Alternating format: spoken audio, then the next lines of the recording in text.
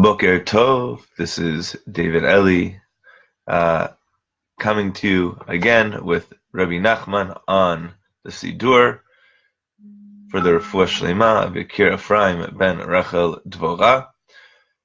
We're going to continue today looking at Rabbi Nachman's take on Birkat HaTorah.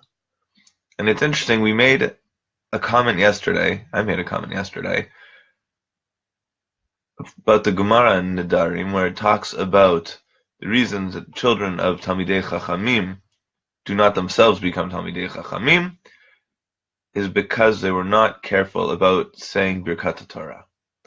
Well, Rabbi Nachman now picks up on a different Gemara, also in Nedarim, and says, Ikar HaChurban haya al shelo baruchu b'Torah tchila, that the whole reason that the Beit HaMikdash was destroyed was because people were not careful about Birkat Torah.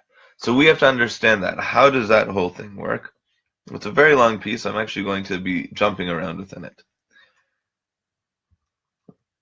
And I'll do it partially outside. That means I'm not going to read the text necessarily. I'm just going to state his intention. He says when people don't say Birkat Torah, it's a declaration, essentially, that Torah is not that important to them, or at least the uniqueness of Torah is not that clear to them. And he says that, God forbid, people take it in the way of idolaters or other faiths and religions and say, no, it's all the same thing, it's just a different approach. And he says that's not true. He says this was essentially the Chet HaEgel. It's someone saying, I just need something to lead me, I need something to guide me, so I'll pick this thing. And he's saying there's so much more to it. And he says that a person who can do that doesn't really see the full picture. He says they don't see the tachlit acharon, which really means the final purpose. But there's more to it, that really the purpose is this bonding, this uniting with Hashem. And he says that there are many people in this world who he calls kofrim apikorsim. And he says, again, Torah is just random. It's nothing special. There's nothing holy about it. There's nothing unique about it. It's just like any other political, economic, socioeconomic system that really, it tries to give a framework for living, and it's a nice book that was from then, and they wrote it then, and it deals with an older ethic, but maybe it's not really so true today. He says, no, that's not Torah. What they are talking about is not Torah. Maybe that's what they've made of Torah, but that's not Torah. And he says again, this is the pagam of the Egel. This is the blemish of the golden calf that Bnei Israel made in the desert, immediately following receiving the Torah. Not immediately. A few months later, we all of a sudden fell into this horrible sin. And he says that's exactly what it is. We forgot about the importance of uniting Torah with its purpose and with its source. And he says a person who can look at these kinds of philosophies and these kinds of opinion, obviously they don't make a bracha on their Torah.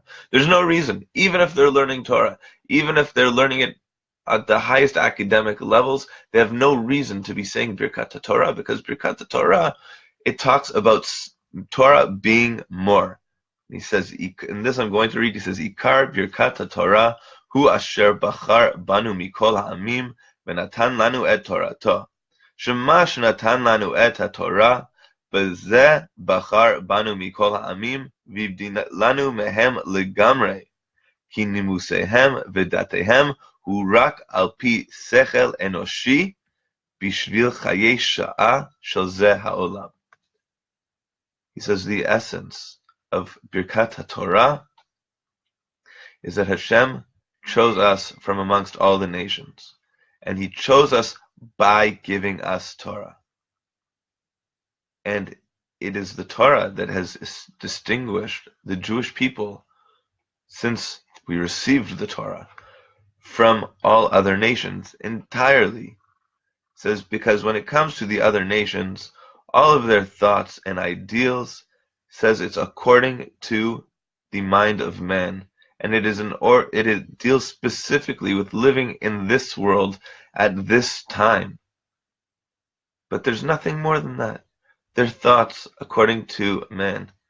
And it's interesting whenever we talk about rationalism a lot, and when I see people who have, whether it's rejected Torah or are questioning Torah, they say it doesn't make sense to me. And that's fine. We can have things that don't make sense to us. And I'm not saying that necessarily I look at Torah and every time everything makes perfect sense to me. But I also have to recognize, according to Rabbi Nachman, that there's so much more that I can't possibly understand. And he says that's essentially it, that Hashem chose us in order to give us the Torah, and we have to understand that the Torah is eternal, and that the whole nature of the mitzvot of Torah are in order to put us into this broader mindset that it's not just about me and what I know and what I think I know and what I think I understand and the research that I do. But the nature of Torah is ultimately to say that no matter what I think I know, there is so much more that I don't know. And that is what the Birkat Torah come to teach us. It says, Sha'anu mevarchim asher bachar banu mikol ha'amim v'natan lanu et Torato. V'misayimim noten haTorah. Dahainu sheHashem yitbarach noten haTorah b'chol yom mechadash. Says Birkat Torah come to teach us that Hashem has picked Bnei Israel from amongst all the nations of the world to receive the Torah and to share the Torah. And the end of this bracha is Noten HaTorah, Hashem who gives the Torah. It should be, seemingly, Shenatan HaTorah, Baruch Ata Hashem, Natan HaTorah. Right? The one who gave the Torah. But Hashem didn't give the Torah according to Rabbi Nachman. He's saying that he gives it every day anew. And he says that's another way that Torah is different from all other philosophies and ideologies. That other philosophies and ideologies are always building on the past. But what was in the past isn't good enough anymore because it doesn't work for me anymore. The way that humanity thrived and survived and the sociological nature of states and behaviors was very different 100 years ago from what it is now. So I can't learn from what they had then to now. But he's saying when it comes to Torah, it's a be'er maim chayim shenovim b'chol et v'rega. It is constantly flowing at every moment. Every moment the Torah is reconnecting itself to that moment. That the Torah isn't talking about time then. The Torah is talking about now. And he says, and that's essentially what it means to keep the Torah. Lo hamidrash ha'ikar ela ha'maaseh. That it's not just what I learn when it comes to Torah. It's not was I able to do it academically, it's was I able to live it. Was I able to live in this aspect that Hashem is reconnecting the Torah to every day, that every day has something new to offer. Not just I'm alive another day, but really the purpose and point of every day is because today has never existed before, and the Torah that I learned today has never existed before. And he says, and by saying Birkat Torah, when we say Noten HaTorah, we are investing this world with receiving the Torah anew. And now he tries to bring it all back. His initial point was that the Beit HaMikdash was destroyed because of not saying Birkat Torah. He says, bringing Torah into the world anew every day, this fixes the Shvirat HaLuchot. This fixes the broken tablets. When Moshe Rabbeinu came down from Har Sinai, right, we're in Sfirat HaOmer now. Today is Tiferet She Behod. It's the 31st day of the Omer. As we look toward Shavuot and receiving the Torah, Moshe Rabbeinu came down from Har Sinai with the Torah, and 40 days later, the first luchot that he came with were destroyed because of Chet HaEgel. It was this exact thing. People came and said Moshe Rabbeinu is just another leader. Maybe Moshe is coming down with Torah, and maybe Torah is nothing more than laws for his civil society. until caused them to build the Cheda Egel, to build the golden calf, at which point Moshe broke the commandments. That happened on the 17th day of Tammuz, which we also know is the day that the sieges around Jerusalem were fortified and when the walls were breached, which ultimately led to the destruction of the Beit HaMikdash. When we say Birkat Torah, we are reconnecting our Torah to Hashem. We are reconnecting it to the source and the ultimate purpose of all things.